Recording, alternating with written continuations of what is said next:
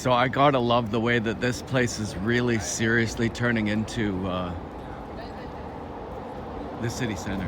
This feels like a city center. It's where everything is. North Surrey, it's not South Surrey. South Surrey is kind of a different trip. Especially when you get into like White Rock and down there.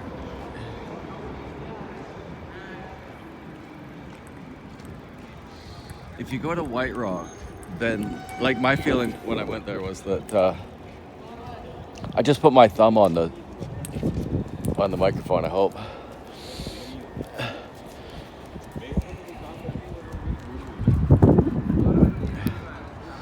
There's me up there. See? Hi. Hi. Hello. Hello. Hi.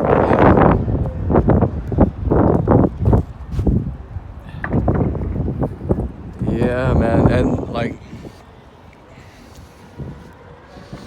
this city is just too much. There's always something fascinating. I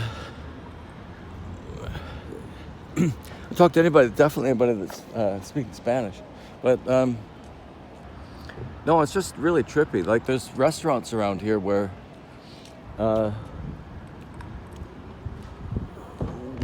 it's all Spanish. It's just it's for Spanish people. Like it's not really for the rest of us much to go in there. I suppose some of us might, but I kind of doubt it.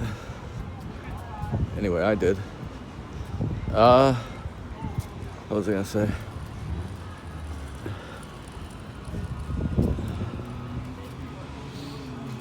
It's too bad that I'm not catching the people. Like,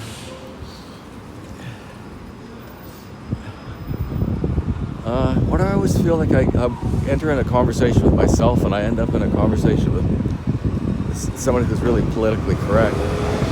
Yeah, this is not a good idea. Yeah. What was I gonna say? Yeah, so like when you looked at him, he was talking on the phone. I don't know if he was that happy with whoever he was talking to. It didn't really look like it. And he's just sitting by the door by the library. So I had to walk by him anyway.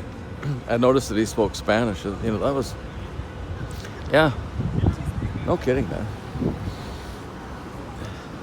Especially that he's a construction worker. That was the thing that really interested me. And so I walked by him, and when I walked out, I walked quite close to him and sort of exchanged a nod. Like, what I found is that I don't know how many people will say this to you, but this is what I found for myself, is that if you're the scrawny little old guy, right, that isn't scared to go and talk to the biggest son of a bitch in the place, if you'll just talk to them, not getting angry. I'm not advising getting angry at all. Some pleasant, light message, and just share it with whoever seems to be the alpha of the group, and then you wind up being safer. That's what I think. That's my sincere opinion. And so I try to engage in light banter with wild ass people sometimes. Or I try to get away from them, first of all. But if I can't get away from them, I want to be on some good footing to start, right? Just keep it absolutely light and pleasant. Because they don't get a lot of people thinking that, I should talk to them about something light and pleasant, maybe hopefully funny. It's even better. And not too much, right? But even if you don't talk to people or anything, you should nod. And I heard some self-defense people talk about that too, is that if you totally ignore these people, because they've got such egos, right? Such broken egos, you have to think, but such egos that if you just don't look at them, they consider that disrespectful. And if you stare at them, they consider that disrespectful. That's like a challenge, that's worse. But what you should do is just give them a nod. It's better. So that was the sense that I had with that guy. And I think that he nodded at me first anyway. He was really, you could tell, a kind of a soft-hearted, good person. Like, that's amazing, right? Really soft-hearted, good person. Would have been really interesting. I'm positive. He's probably from Brazil or something. My guess would be Brazil. Oh yeah, why not talk about Trudeau?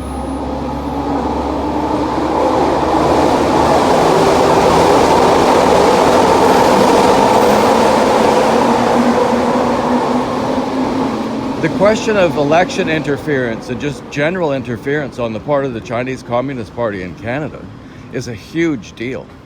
There's no question that there needs to be really serious public inquiry into that. There's no question about it. Even, what's his name? The ski buddy. David Johnson, isn't that his name? Yeah, so waste a month for you to decide, no, that we don't need to have one. Even when the sentiment across the country, even amongst more and more amongst progressives, well, I mean, it's across the board. It's NDP, Bloc. Everybody says we need a public inquiry, and they leave it to wait for a month, right?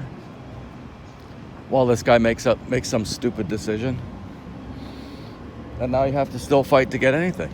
The fight hasn't ended, but there's a public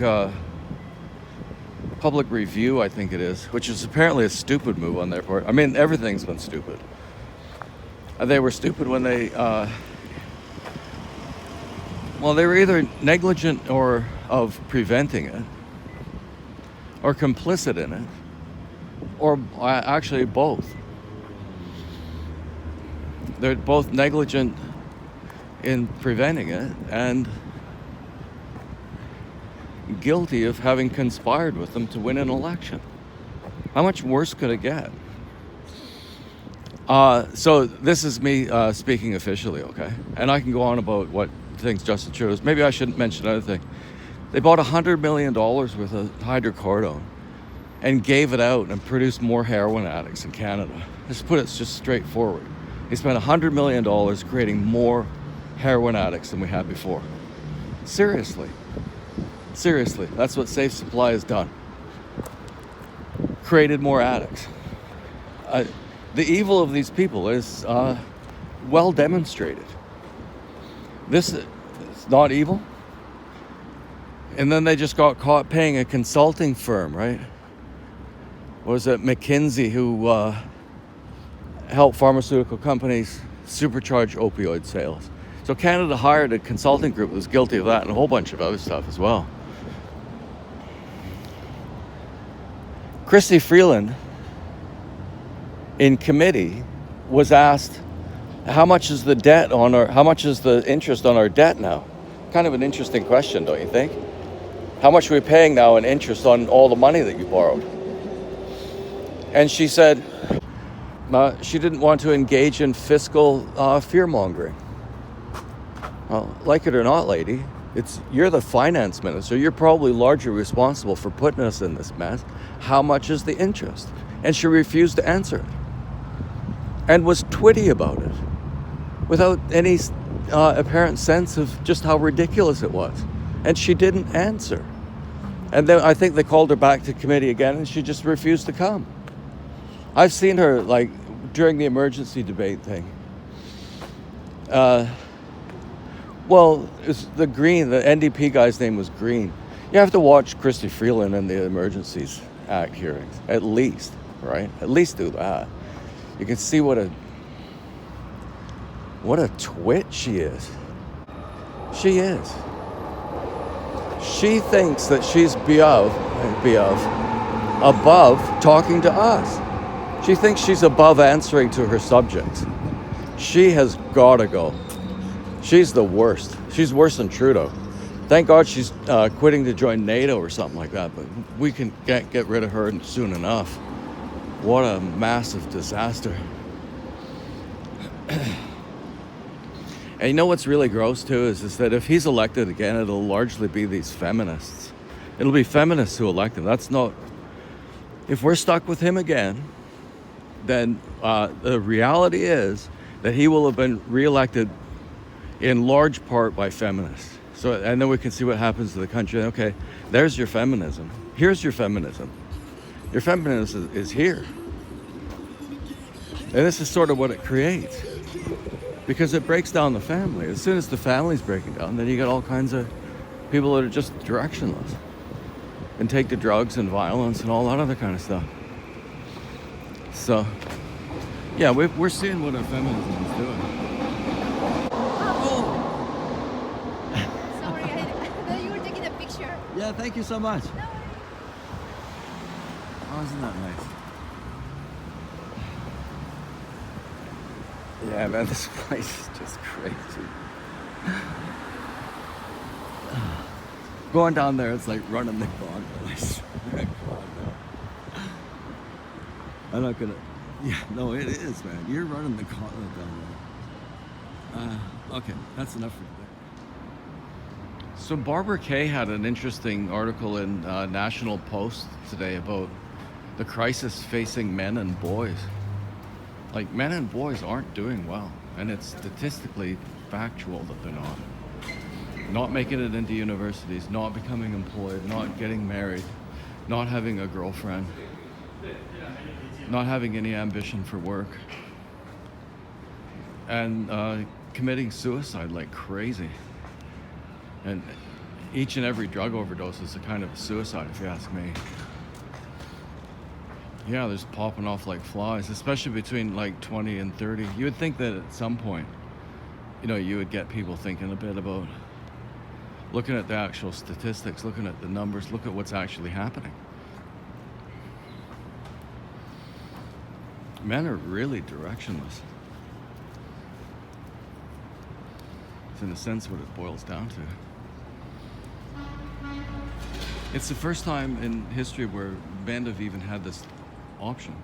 Like through most of human history, I think, you had a family and kids and took care of them. Because if you didn't, you were like a miscreant, right? That's how people would have thought of you, of course. That's probably not a bad way of putting it. Is that a lot of men these days are miscreants. They've been allowed to be miscreants. Encouraged. Yeah, it's awful, man. And nothing like that happens to men does anything but impact women poorly. I mean, it might help them secure those jobs in the upper level positions, claw men down to the ground, which is kind of what's actually happening. Not making it into universities as often, not getting advanced degrees. It's really bad. Which is all the more irksome to think that when if he was elected again, the feminists would be the ones who elected him. Just the fact that that's true is enough to be irksome. It's like, at some point, there's going to be a reckoning. What do you think? That you can destroy the family? Try to invent all this stuff that there's no historical precedent for. Human beings have been around for a long time, right? And they figured out the ways that to survive. Yeah, we're not having kids. Not having enough kids to replace yourself. Whites better figure out that they're losing the struggle for fitness, whatever it is you call that.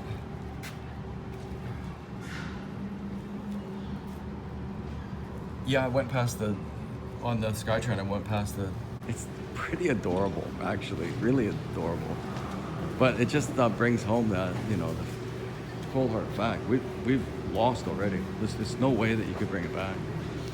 Because you've got people coming from cultures where the thing to do is to have, kids and support them. And most of them, both men and women work, they share this stuff. But they have kids, they get married to have kids. They have to be responsible. Probably take care of their elderly as well. So they stick together, they've got their identity, they've got their group. They're always having parties and stuff, family gatherings or 40 people sort of thing. Yeah, they're great people.